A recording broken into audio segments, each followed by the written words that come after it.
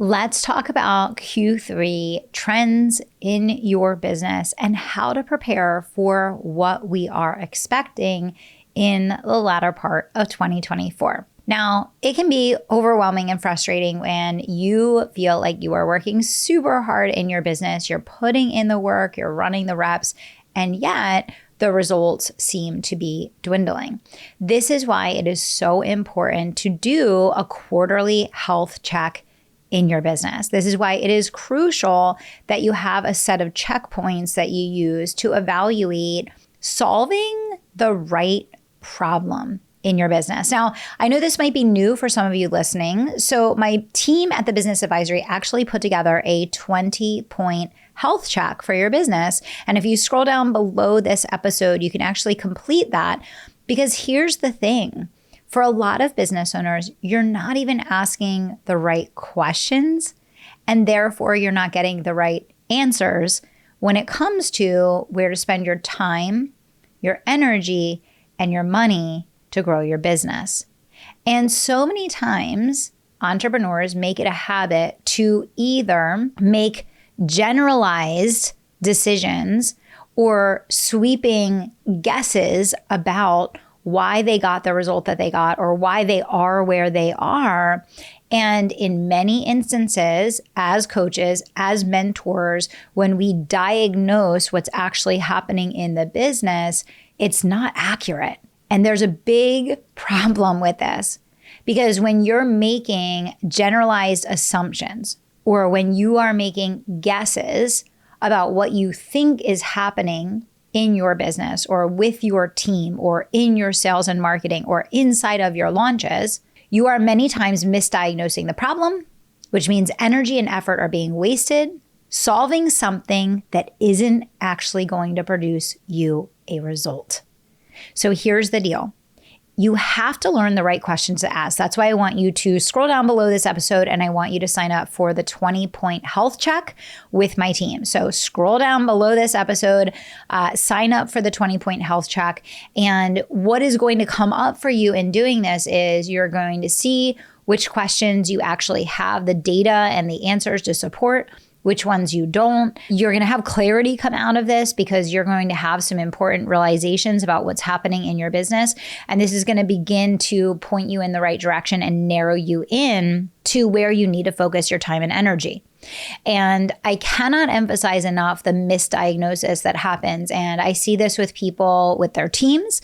I see it with their sales, with their marketing, with their launches, with their consultations, even with managing outside vendors as to the results or lack thereof that they're seeing. So I want to really draw your attention today to putting an emphasis on making sure, number one, that you're assessing the right areas of your business. Number two, that you're asking the right questions so that you can come to the correct diagnosis so that you can identify solutions.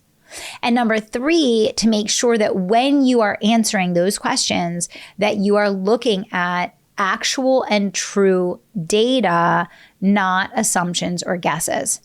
And the easiest place to point this out where this happens all the time is in your sales process. So entrepreneurs will say, I'm not making enough sales. I don't have enough qualified leads. This is bar none, the number one thing that I hear all day long, every single day from entrepreneurs of all walks of life at all business levels. I'm not making enough sales because I don't have enough qualified leads. Now, I will tell you that in my over a decade of helping business owners to scale their companies, it has been almost never that this has proven true. This is a sweeping guess. It's an assumption that we make in our businesses. And all I have to do is ask one or two questions and point the person towards a couple pieces of data around activity. And it becomes very clear that in 99% or more of these cases where the business owner is saying, I can't make sales because I don't have enough qualified leads, it's not that they don't have enough qualified leads. It's that the stewardship, the management, the relationship building, the structure, the effectiveness, the level of activity that's being done with the leads that you already have, does not equate to predictable sales. Those are two completely different things. So here's what happens. Because business owners are always misdiagnosing the problem in their business, they focus on solving the wrong thing. So what do entrepreneurs do? They spend the vast majority of their time, energy, focus, attention, and money on generating leads. And the vast majority of them do almost nothing to make sure that once a lead is generated, that they receive the proper sequencing, that they're connecting with a real human, that there is a structured and effective sales process, that the discovery call as well as the consultation are actually effective, asking the right questions and leading the person to a self-assessment that they have a need that you can solve for them. Okay. So what happens is when you misdiagnose the problem in your business, you spend time, energy, money, and effort solving the wrong thing. And then what happens is you begin to dig yourself a bigger and bigger hole because you're reinforcing that problem because you're not doing anything to solve it while spending more and more energy, effort, and money to solve something that actually won't change anything. So for most entrepreneurs, I'm just going to stick with this one example, and we could use an example across any different area of the business. For many entrepreneurs, what happens is then they become in a greater and greater state of panic, a greater and greater state of urgency. And then what happens is they begin to cut other resources. They begin to cut things in the business that are actually essential to the success of the business because they're burning,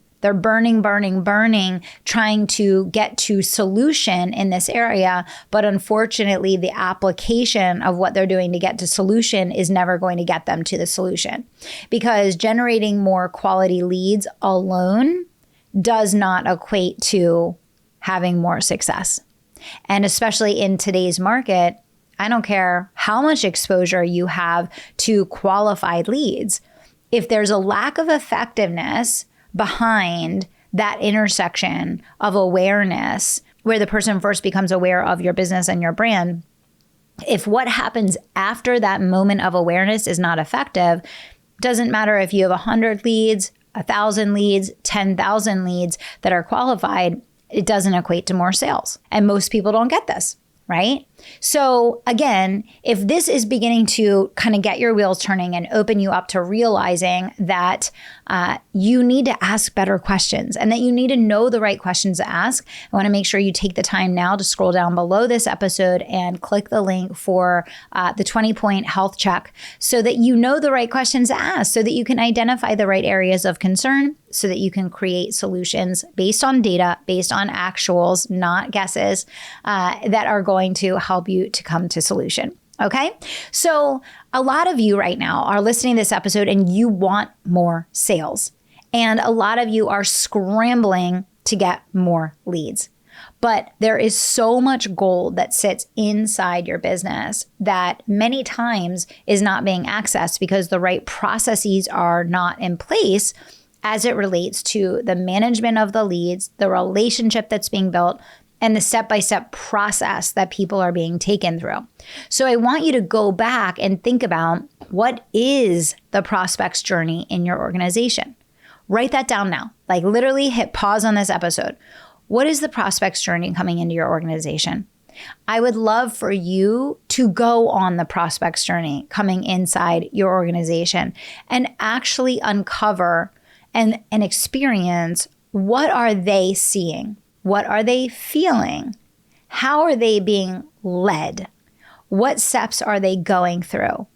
And by the time they get on a call with someone on your team, or by the time they get on the call with you, has authority been established? Has empathy been connected and created? Are they clear on your product, your price point, who you are, what your differentiators are? Are they well educated enough that this call is not going to be an info session, but instead is going to be a sales consultation, right? Keeping in mind that in this market, people need to see you in multiple places, multiple times. They need to consume your content for multiple hours. In order to get to a buying decision, you have to go back and evaluate this process end to end and rebuild it from start to finish and make sure that it is a match for the market today. Okay. Now we could look at this same equation and this same scenario across different departments of your company. Let's say you're losing a lot of customers, right? You're having a big frustration with customers leaving. Well, assumptions can be made. We're bringing in the wrong customers. We're bringing in unqualified customers. Our customers aren't doing the work. There's all these assumptions that you could make about why you're losing customers. But in reality, if you dig into why you're losing customers, chances are they're in a state of overwhelm. Chances are they don't know how to really effectively use the product that you've sold them. And chances are they're not implementing enough, and therefore they're not getting the result that they paid for. And so until you can bridge those gaps and meet them where they are and really look at this through the lens of not blaming the customer as to why they're not getting results, but instead taking the ownership of how do we make it effortless? How do we make it easy for someone to come in, love this experience, get a real result, want to stay, want to spend more, all of those things, right? Best business strategy ever, blame no one. It really doesn't matter whose fault something is. It really doesn't matter who's causing the problem that you're currently dealing with or who has ownership of it. What matters is you are the CEO or you are the business leader or you are the owner of that department, and you need to be the one to figure out how to institute solution that's going to solve the problem. But again, the first and most important step in creating meaningful change in your business and creating meaningful breakthrough in your profits is solving the right problem. So asking the right questions and then making sure that the answers that you're coming up with are based on data and they're not based on assumption. They're not based on generalization. This alone is going to put you in a completely different category when it comes to growing your business. And you're going to see that all of a sudden things are going to feel easier. They're going to feel lighter because when you begin to identify solution and commit to it, when you start implementing it, you're going to see that you actually begin to see meaningful change. You actually begin to see real results. Okay. Now, I decided that I'm putting together an entire week session on this. It's going to be at 12 p.m. Eastern each day, just like all of my live streams always are. And it's going to be a week that's dedicated to the health of your business, the sustainability of your business, the profitability of your business. So health, sustainability, and profitability. And I'm going to be talking about the trends that you need to adjust for across the different areas of your business: sales, marketing, operations, service delivery, finance. What do those changes need to look like now, given the climate that we're in and where we are going, knowing that there's disruption ahead, knowing that there are challenges to come? Okay. There's no opt-in required for this training. All you have to do is show up. But if you want to make sure that you get notified, if you want to make sure that you can be there when it's coming up, you can scroll down below this episode and click the link. We would love to see you there. And again, this is going to be your opportunity to spend some time really thinking critically about your business, working on your business instead of in your business, and making some key decisions about solutions, about changes, and about implementation that are going to help you to get real results. So I definitely want you to scroll down below and make sure you join us. Again, if you're early on in this process and you're not even sure the right questions to ask, make sure you sign up for the health check. That's going to make a huge difference for you. And I'm looking forward to seeing you on the 10th at 12 p.m. Eastern. In the meantime, do some of these practice exercises that we talked about today, where you ask a question about a problem that you're having in the business, where you really look at what the data is and dig and ask questions before you make assumptions. And I bet that you're going to find some big breakthroughs in the way that you can solve problems in your business, whether it's with a staff member that's underperforming, or whether it's defaults on your collections, or whether it is people leaving your organization. There's always a solution to every problem, but it starts with asking meaningful questions that are going to make all the difference. So thanks for hanging out with me here today. Get started on your health check now, and I'll see you on June 10th, and we're going to work on your business together. See you there.